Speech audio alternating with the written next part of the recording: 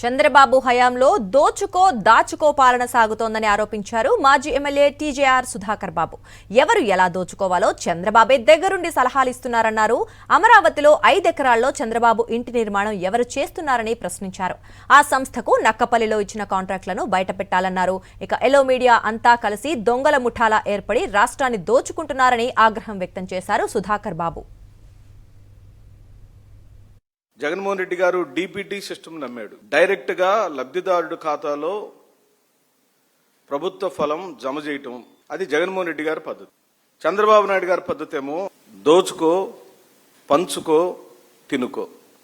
ఇదేమో DPT system. ఈ రెండు సిద్ధాంతాల మధ్యలో వైరుధ్యం ఈ రాష్ట్రంలో పతాక శీర్షిక చేరిందని మనం చేస్తున్నాం.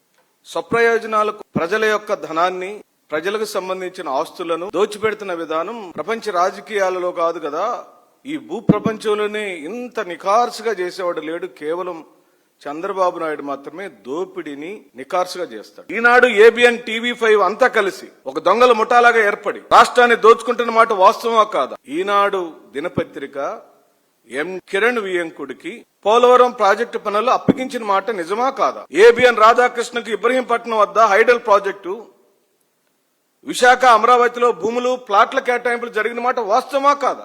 టీవీ5 అయితే ఏకంగా టీటీడీ బోర్డు చైర్మన్ ఇచ్చేశాడు. జగన్మోహన్ రెడ్డి గారు ఒక 1 ఎకరంలో 25 ఎకరంలో కట్టుకుంటే తాడేపల్లి ప్యాలెస్ అయింది. చంద్రబాబు నాయుడు గారు అమరావతిలో ఒక పూరి గుడిసె కట్టుకుంటున్నాడు, కేవలం 5 ఎకరాల్లోనే. అమరావతిలో చంద్రబాబు నాయుడు ఇంటిని నిర్మాణం చేస్తున్న సంస్థ పేరు ఏమిటి? ఆ సంస్థకు డబ్బులు సమకూర్చి పెడుతున్న వాళ్ళు ఎవరు?